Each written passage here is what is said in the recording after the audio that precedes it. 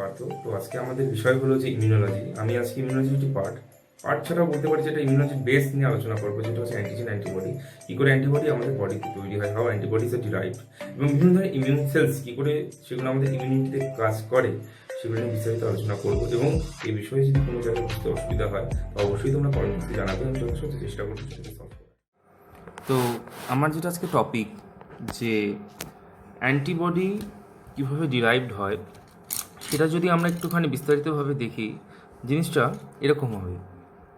তো আমি বলতে পারি যেটা আমাদের বডিতে বাইরে থেকে ঢুকছে, মানে আমরা যদি এখানে লিখি foreign substance, FOREIGN, foreign substance হচ্ছে সেইটা যাকে আমরা অ্যান্টিজেন বলছি। আমি শর্টে লিখলাম AG, ঠিক আছে। তো এই অ্যান্টিজেনের আরেকটা নাম তোমরা লিখে নাও, সেটা হচ্ছে অ্যাগ্লুটিনোজেন। আর স্পেসিফিক্যালি তখন এর পরিপ্রেক্ষিতে আমাদের বডিতে যেটা তৈরি হবে সেটা হচ্ছে অ্যান্টিবডি, সেটাকে আমরা শর্টে লিখছি AB, বা এটাকে আমরা বলি অ্যাগ্লুটিনিন। যখন এই অ্যান্টিজেন অ্যান্টিবডির একটা রিয়াকশন হবে তখন সেটাকে আমরা বলবো অ্যাগ্লুটিনেশন। তার আগে আমাদেরকে জানতে হবে যে আমি প্রথমেই বলেছি যে ইমিউনিটি নিয়ে আমি কথা বলছি, ঠিক আছে। তাহলে ইমিউনিটি জিনিসটা কি? এটা হচ্ছে আমাদের একটা capability to avoid the foreign substance from our body, মানে আমি আমার বডিকে প্রোটেকশন দিচ্ছি। তো প্রোটেকশন দিতে গেলে আমাদের ইমিউনিটি দুভাবে কাজ করতে পারে। আমরা একটু যদি বিস্তারিতভাবে যাই, একটা হচ্ছে হিউমোরাল ইমিউনিটি, এবং অপরটি হচ্ছে সেল মেডিয়েটেড ইমিউনিটি।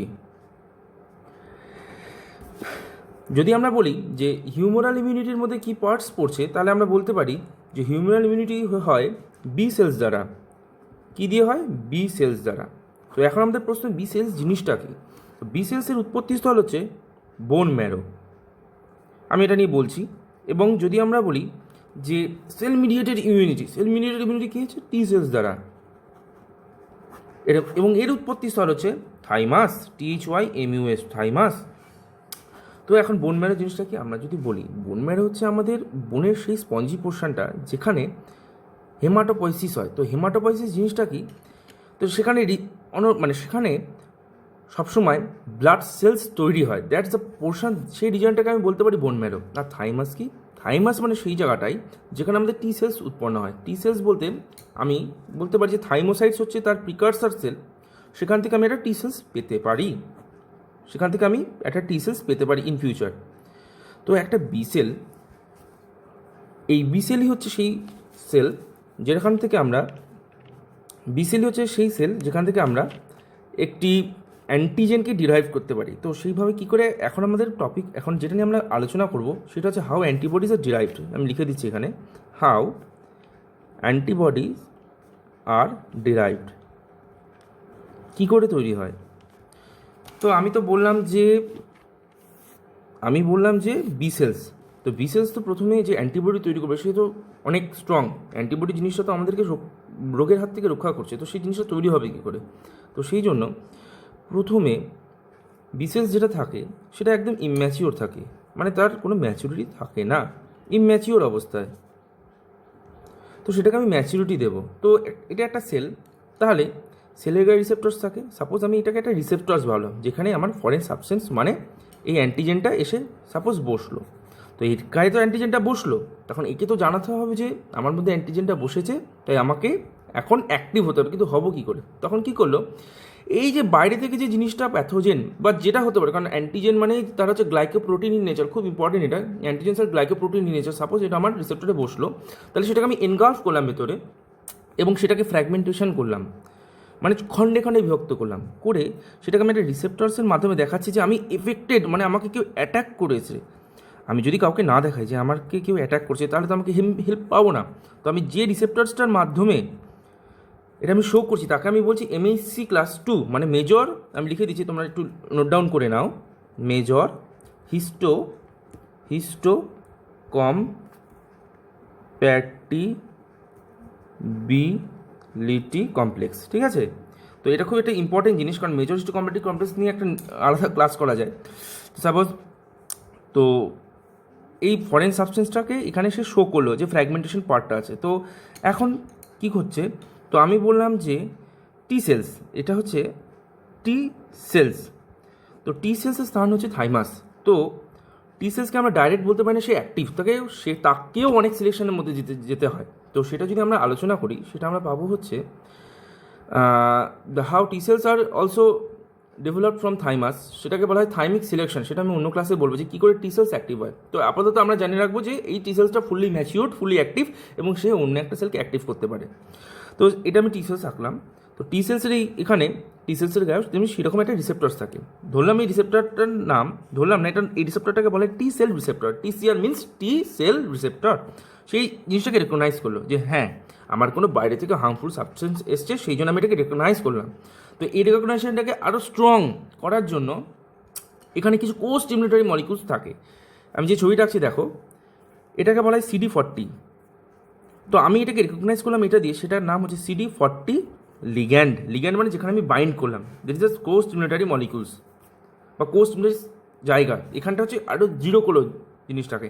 এবং তখন যে আমি যেটা সিগন্যাল পেয়েছি, তো সিগন্যাল পেলে তো আমাকে জানাতে হবে যে আমি যে এটা আসলে কিছু না, এটা ক্রস টক। মানে তোমার কাছ থেকে আমি সিগন্যাল পেলাম, সেটা আমি তোমাকে এক্সপ্রেস করবো কী করে, সেই জন্য এখান থেকে একটা জিনিস খরিত হয়, সেটার নাম হচ্ছে ইন্টারলিউকিন 4। তো এখন সবাই ভাবছো যে ইন্টারলিউকিন জিনিসটা কী। তো আমি শর্টে বলি, একটু কথাটা শোনো, যে এদেরকে আমি সবকটাকে একত্রিত হয়ে, তোমার এই ছবিটা আমি পরে দেখাচ্ছি, তুমি এই ছবিটা থেকে এখন ফোকাস দাও। সবগুলোকে আমরা একত্রে বলতে পারি সাইটোকাইন্স। তো সাইটোকাইন্স কি? সাইটোকাইন্স হচ্ছে যেগুলো, দিস ইজ দ্য কেমিক্যাল, লিখে নাও এটা, কেমিক্যাল সেল সিগনালিং মলিকিউলস। মানে জাস্ট লাইক আ ফোন কল। তোমার বাড়িতে যদি চোর আসে, তুমি কি করবে? ফোন করবে, কাকে করবে? পুলিশকে করবে, বা তুমি যার কাছ থেকে সাহায্য পাবে তাকে করবে। ঠিক এটাও তাই, এটা একটা ফোন কলের মতো কাজ করে। মানে ইন্টারলিউকিন 4 বেরোলো, মানে এ এখন বলছে যে এই সিগন্যালটা যখনই কোনো ডাব্লিউবিসি হোক, মানে যেটা আমাদের ইমিউন সেলস পেলো, তখন সেখানে তারা একত্রিত হয়, তারা গ্যাদার করবে। এবং গ্যাদার করবে কীভাবে? এই যে এখন যদি তোমরা এই ছবিটা দেখো, ইন্টারলিউকিন 4 আমি কেন বলছি, কারণ T cells B cells they are kind of white blood cells. So যখন এটা মনে রাখবে যে সাইটোকাইন্সকেও কয়েকটা ভাগে আমি বলতে পারি, যে ইন্টারলিউকিন বলতে পারি, ইন্টারলিউকিন এটা এক ধরনের বেরোয়, এটা মেনলি মোস্ট প্রবাবলি বেরোয় হচ্ছে তোমার ডাব্লিউবিসি থেকে। তারপরে ইন্টারফেরনও বেরোয়, ইন্টারফেরন, INTERFERON, ইন্টারফেরন বেরোয়, এবং আরও অনেক কিছু বেরোয়। ঠিক আছে, সাইটোকাইন্স, আমি তো টোটালটাকে সাইটোকাইন্স বলছি, এটাকে অ্যাডজুভেন্টসও বলবো বা নাও বলতে পারি। অ্যাডজুভেন্টস এগুলো সমস্ত কিছু বেরোয়, এগুলো just acts as a chemical signalling molecules. ঠিক আছে, তো এখন ইন্টারলিউকিন 4 আমার বেরোলো। তো আমি ছবিটাকে আরেকবার ড্র করছি, তোমরা একটু দেখে নাও চট করে। তো আমার যে ছবিটা ছিল, আমি একটু শর্টে করছি এটা, এই জায়গাটাতে। তো এটা আমার বি সেলস ছিল, ঠিক আছে। তো এটা আমার ছিল যে টি সেলস। তো আমি এখানে লিখে দিচ্ছি এটা টি সেল। যে ছবিটা জাস্ট আমি আগে এঁকেছিলাম সেটা আরেকবার আমি ড্র করছি, এটা বি সেল। তখন এটা ইমম্যাচিওর, হ্যাঁ, এটা হচ্ছে ইমম্যাচিওর। তো আমার এখানে সেই মতো এখানে অ্যান্টিজেন আমার বসেছিল, যে তোমরা আগের ছবিটাতে তুমি যেটা দেখেছো যে অ্যান্টিজেনটা এখানে আমার বসেছিল, ঠিক আছে। হ্যাঁ, এই কালার। তো আমি এটা ফ্র্যাগমেন্টেশন করেছিলাম, ফ্র্যাগমেন্টেশন করার ফলে সেটাকে আমি MHC ক্লাস 2, মানে এই একটা রিসেপ্টর দিয়ে শো করেছিলাম যে আমি এফেক্টেড, MHC ক্লাস 2। তো সেটা আমি টি সেলস দিয়ে আমি রেকগনাইজ করছি, TCR দিয়ে। তো সেই রেসপেক্টে এখানে CD40 ছিল। তো এটা তার লিগ্যান্ড ছিল, এটা কোস্টিমুলেটরি একটা জায়গা ছিল। তারপরে আমি এখান থেকে ইন্টারলিউকিন 4 বের করেছি। এবং এই ইন্টারলিউকিন 4, এবার আসি, ইন্টারলিউকিন 4 কী করলো? এই বি সেলসটাকে অ্যাক্টিভ করলো। তো বি সেলস তো যে আমাদের অ্যান্টিবডি স্ট্রাকচার তো এরকম নয়, তো অ্যান্টিবডিটা এখান থেকে বেরোচ্ছে। তো সেই জন্য এটাকে অনেক ধরনের ডিফারেন্সিয়েশন দিয়ে যেতে হয়, যেটাকে আমরা এক কথায় বলতে পারি সোম্যাটিক হাইপার মিউটেশনস আমরা বলতে পারি, ঠিক আছে। তো এখন জিনিসটা ছিল গোল, এটা একটা সেল, তাহলে সেলের মধ্যে একটা নিউক্লিয়াস অংশ ছিল, আর কিছুটা জায়গায় সাইটোপ্লাজমিক কন্টেন্ট ছিল। তো যখন একটা ডিফারেন্সিয়েশন হলো, তখন ঘটনাটা বদলে গেল। তো জিনিসটা পুরো বদলে গিয়ে স্ট্রাকচারটা এরকম হলো। তখন নিউক্লিয়াসের কন্টেন্ট হয়ে গেলো এইটুকুনি, আর টোটাল এতটা হচ্ছে সাইটোপ্লাজমিক কন্টেন্ট। তো এই অবস্থায় এই সেলটাকে আমি বলছি তখন প্লাজমা সেল। কী বললাম আমি? Plasma sell. তো প্লাজমা সেলের কাজ হচ্ছে অ্যান্টিবডি প্রোডাকশন করা। কেন এই জায়গাটা এতটা জায়গা কেন?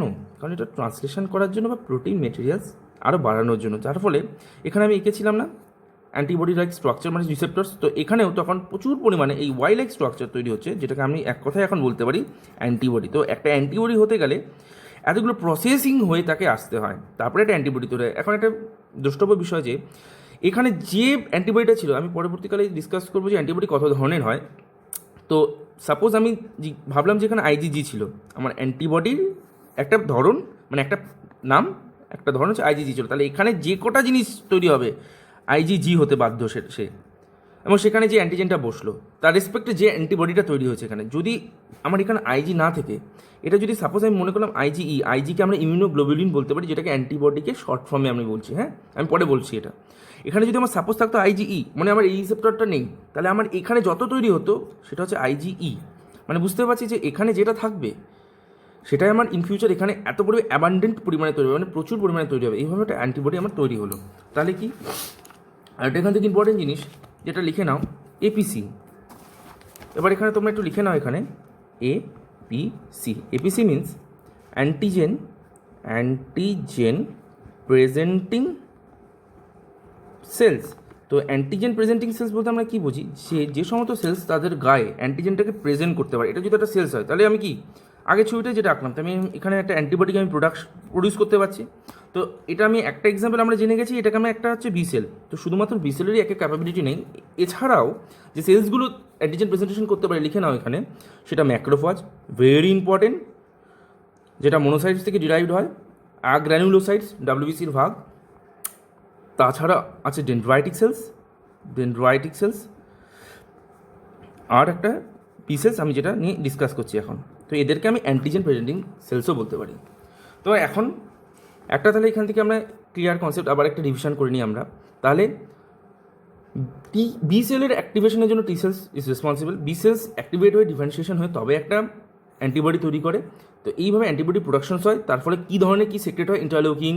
এখানে ইন্টারলিউকিন 4, অন্য ক্ষেত্রে যদি ম্যাক্রোফাজ হতো সেখানে ইন্টারলিউকিন 12 করিতে হতো।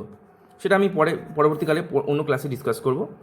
তো এইভাবে বিভিন্ন ধরনের কেমিক্যাল সিগন্যালিং যেগুলো একে অপরকে অ্যাক্টিভ করতে সাহায্য করে বেরিয়ে তবে একটা প্লাজমা সেলস তৈরি হয় এবং তারপরে প্রেক্ষিতে একটা অ্যান্টিবডি তৈরি হয়। এখন আসবে অ্যান্টিবডি স্ট্রাকচার নিয়ে, এখন ডিসকাস করবো স্ট্রাকচার। তো এখানে একটা আমি ছবি আঁকছি, তোমরা একটু ড্র করে নাও এই স্ট্রাকচারটা।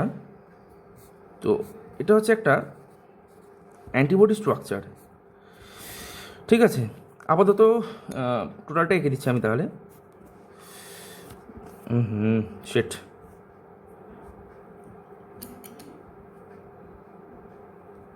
এটা একটু এরকম হয়ে গেল, এটা যেহেতু সিস্টেম ভেঙে গেল তাই ড্র করতে বললাম না, ঠিক আছে বাদ দাও। তো এটা হচ্ছে আমার হেভি চেন, দেখো চেনটা বড় সেই জন্য এটার নাম কী বললাম আমি, হেভি চেন। তো একটা অ্যান্টিবডির ওয়ান পেয়ার অফ, লিখে নাও এটা একটা অ্যান্টিবডির one pair of heavy chain থাকে আর one pair of light chain থাকে। তাহলে এই লাল পোর্শনটাকে আমি হেভি চেন বলছি আর এই অরেঞ্জটাকেই আমি লাইট চেন বলছি। তো প্রত্যেকটা চেনের দুটো অংশ থাকে। দেখো এটা উপরের দিকে আছে, মানে দিস এ ভেরিয়েবল রিজিয়ন, মানে এই রিজিয়নটা চেঞ্জ হতে পারে আমার, সেই জন্য আমি বলতে পারি variable region of heavy chain, VH। এটাকে আমি বলতে variable region of heavy chain, VH। আর এটা হচ্ছে constant region of heavy chain, CH। Constant region of heavy chain, CH। Constant region of heavy chain, similarly এখানে আমি সব বসিয়ে দিতে পারি, ঠিক আছে। আর এটা হচ্ছে আমার লাইট চেন।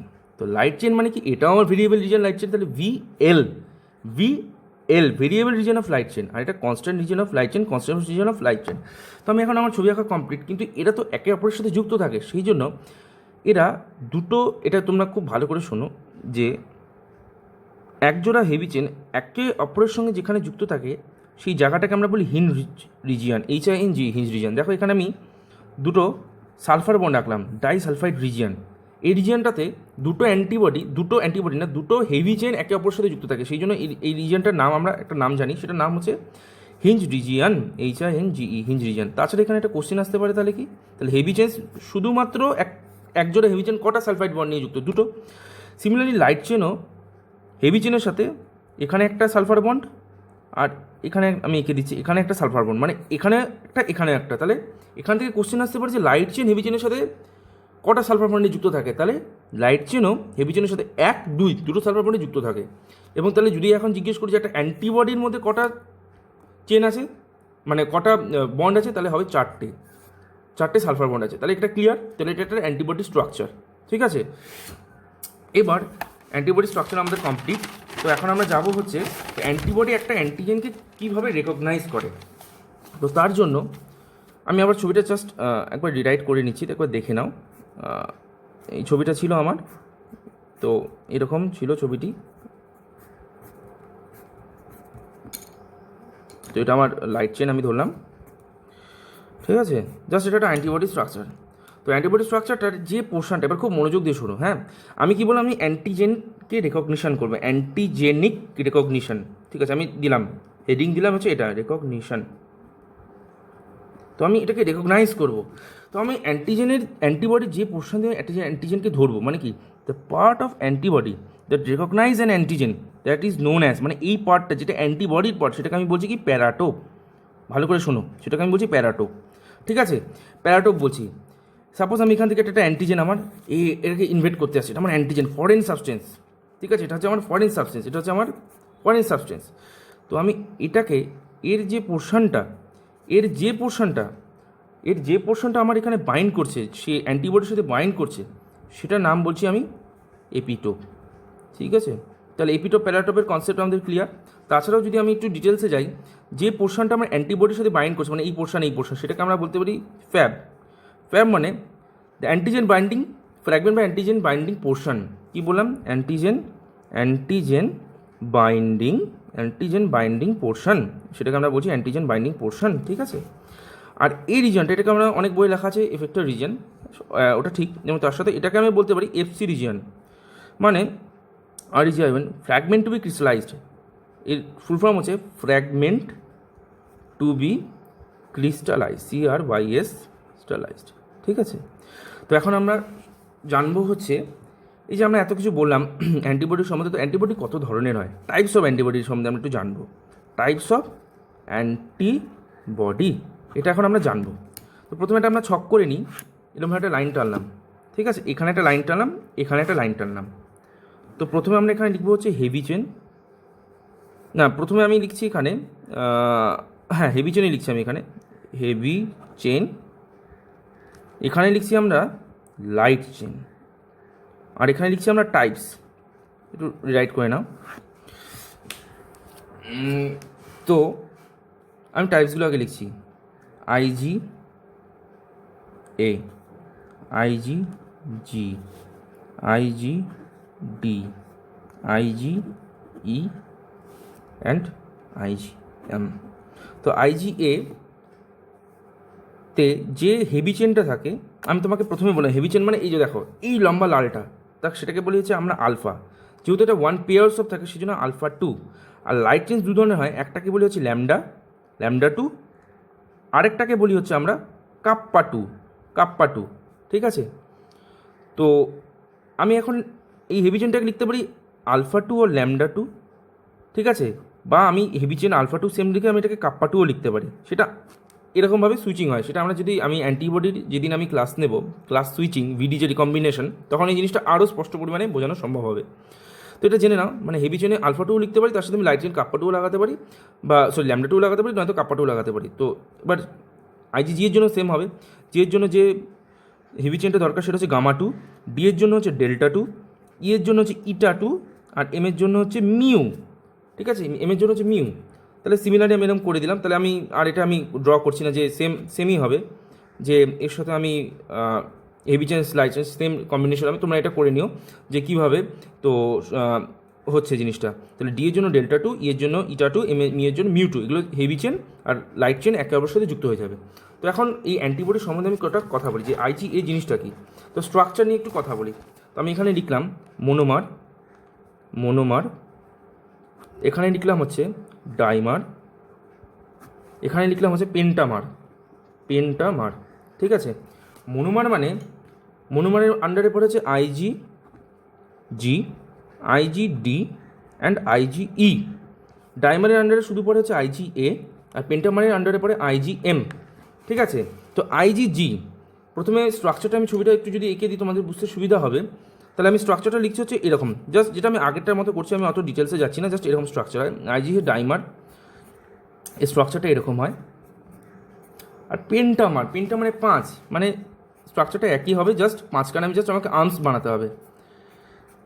দুটো হলো আমার এখানে, আর আমার তিনটে হলো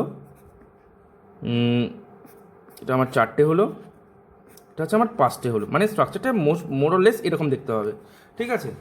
তো এটা হচ্ছে আমার স্ট্রাকচার। তো এখন আমি স্ট্রাকচার আমরা পেয়ে গেছি। প্রথমে আমি যত কিছু বলেছি শুধু এই স্ট্রাকচারের উপর দিয়ে আমি কথাগুলো বলেছি। তো এখন আমরা জেনে নেবো আইজিজি কি। আইজিজি হচ্ছে ইমিউনোগ্লোবুলিন জি, যেটা আমাদের বডিতে সবথেকে বেশি পরিমাণে থাকে, সেটা হচ্ছে আইজিজি। এবং এটা খুব ইম্পর্টেন্ট কি, এটা আমাদের প্লাসেন্টা ভেদ করে যেতে পারে, মানে মাদারের মধ্যে বেবিটা থাকে, তা সেটা যে পর্দা দ্বারা সেপারেট থাকে সেটাকে বলে আমরা প্লাসেন্টা বলি, যে separation between the mother and the baby. তো এটা ভেদ করে যেতে পারে, এটা খুব ইম্পর্টেন্ট ফিচার্স। আর আইজিজি আমাদের বডির মধ্যে সবথেকে বেশি পরিমাণে থাকে। আর আইজিইও খুব ইম্পর্টেন্ট কেন, আইজি হচ্ছে অ্যালার্জিক রিয়াকশন। আমাদের বডিতে আমি বললাম যে অ্যালার্জি, যে foreign substance what ever it may be, তো এর মধ্যে যদি আমাদের অ্যালার্জিক জিনিস ঢোকে, মানে অ্যালার্জিক ইনফেকশন, আমাদের অনেক কিছুতে অ্যালার্জি হয়, কারো সবজি খেলে হয়, কারো চিংড়ি মাছ খেলে হয়। তো এই সমস্ত যে অ্যালার্জিক রিয়াকশনসগুলো হলে যে ধরনের অ্যান্টিবডি আমাদের বডি থেকে প্রডিউস হয় সেটা হচ্ছে আইজিই। এটা খুব ইম্পর্টেন্ট যে কোন অ্যান্টিবডি প্রডিউস হয়, আইজিই। আর আইজিএ হচ্ছে, আমি বললাম যে বি সেলস যেখান থেকে অ্যান্টিবডি তৈরি হয় সেটা হচ্ছে আইজিএ। এখান থেকে আমি এক কথায় বলতে পারি যেখান থেকে বেশি, যেটা হচ্ছে আমার অ্যান্টিবডি প্রোডাকশনের main house, store house, that is the IgA. আর আইজিএম আমাদের প্রথমে আবিষ্কার হয়েছিল ইমিউনাইজেশন করার সময়, নট মোর ইম্পর্টেন্ট, বাট এটার হচ্ছে 5টা হাত থাকে, সেটা নিয়ে আমি আলোচনা করলাম। আর আইজিডি ইটস অলসো ইমিউনাইজেশন এফেক্টের ফলে এটা পাওয়া যায়, বা যেটাকে রোগ প্রতিরোধ ক্ষমতা সম্বন্ধে আমরা বলে থাকি। তো এখন শেষ করার আগে যে আমি ছবিটা এঁকেছি, তো দুটো জিনিস আমি বলতে চাই, যে অ্যান্টিবডি আর অ্যান্টিজেনের যে বাইন্ডিং করার ক্ষমতাকে যদি আমরা একটু বিস্তারিত বলতে চাই, তো আমরা দুটো টার্ম সম্বন্ধে জেনে নেব। সেটা হচ্ছে অ্যাফিনিটি আর হচ্ছে অ্যাভিডিটি।